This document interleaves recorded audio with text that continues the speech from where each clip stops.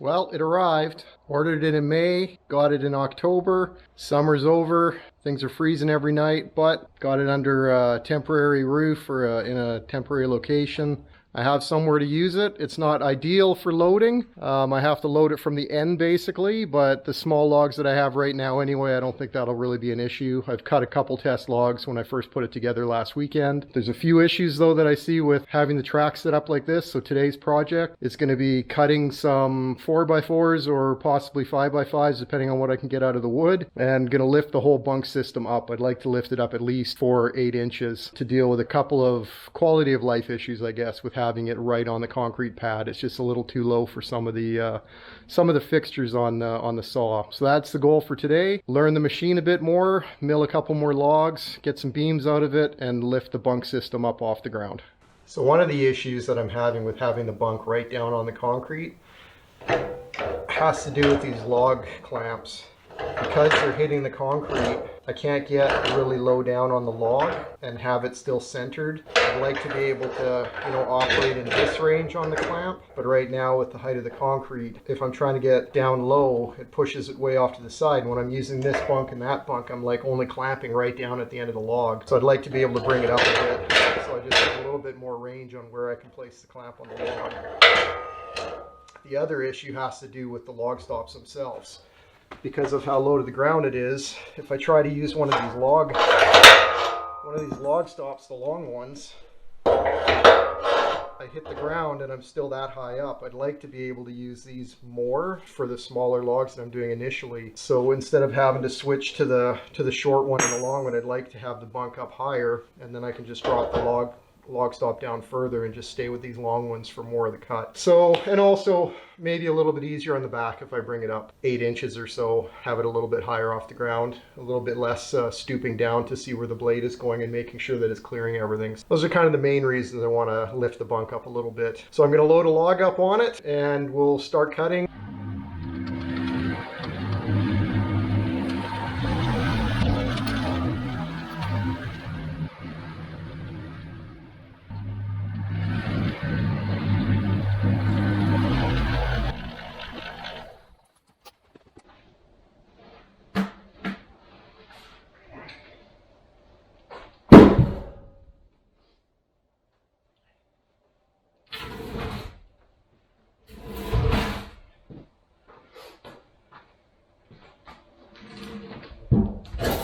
This is part of the less than ideal situation of having it in this shed and having to load from the end.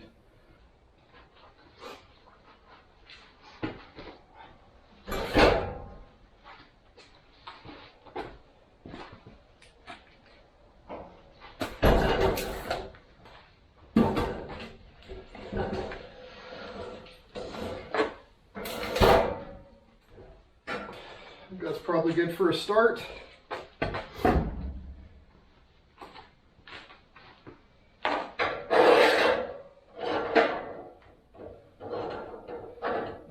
Are bigger like this, it's not so bad being close to the ground. And this also got dragged through the mud, so I'm going to go get a brush or a broom.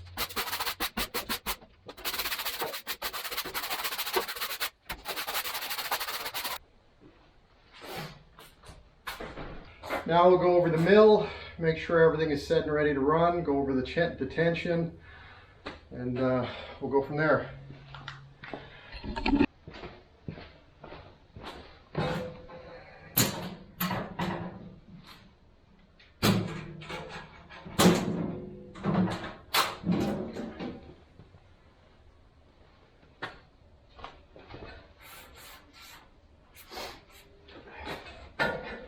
So I've only run the saw for about, 45 minutes maybe, half hour. They say in the instructions to not use any lubricant for the first half hour.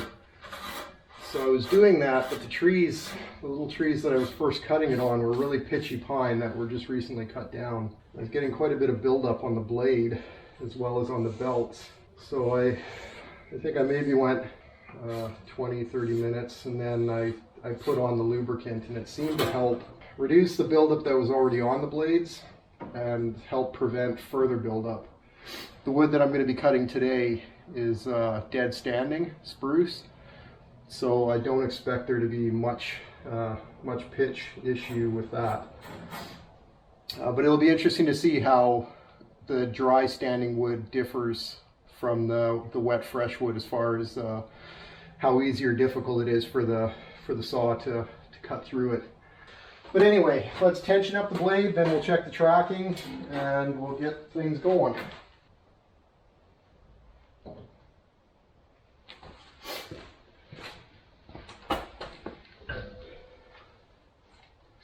So I'm just feeling around the back to see how much of the blade is on the back side of the wheel.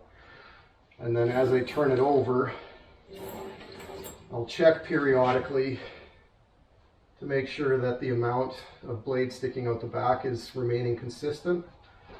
And that should indicate that the blade is tracking properly on the wheel.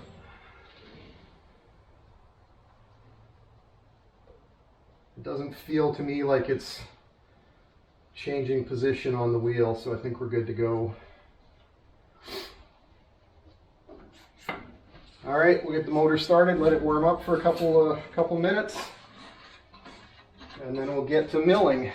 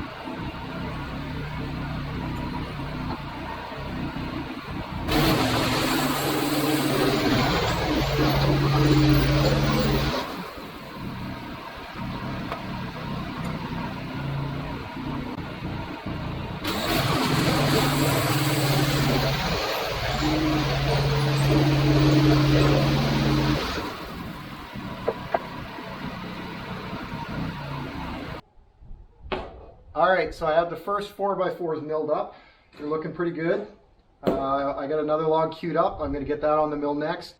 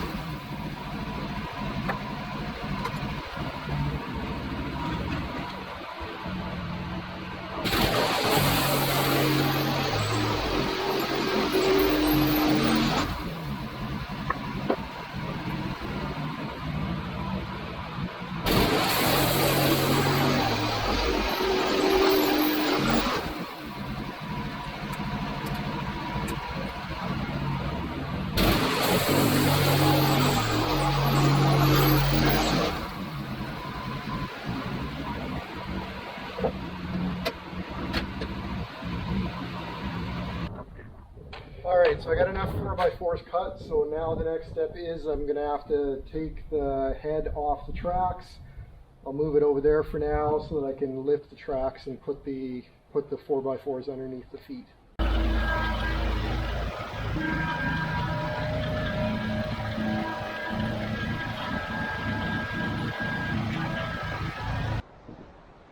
Alright, the next step is I need to cut 9 4x4s into 3-foot sections and then put them underneath the legs of the bed, and then we'll see how the height is.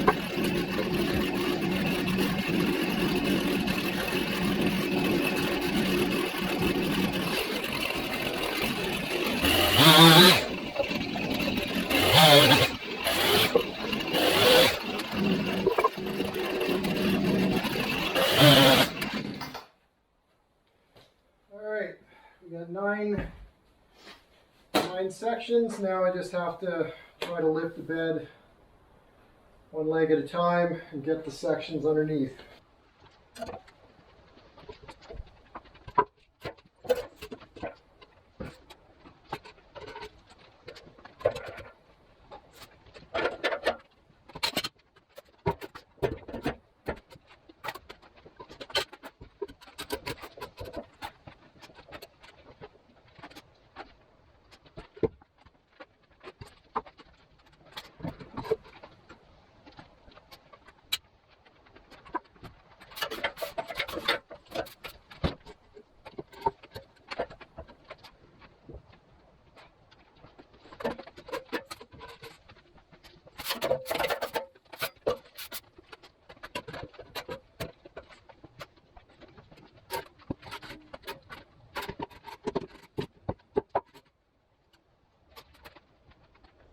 Alright, so after all of that, I've raised the bed 4 inches. I think I'm just going to leave it here for the time being.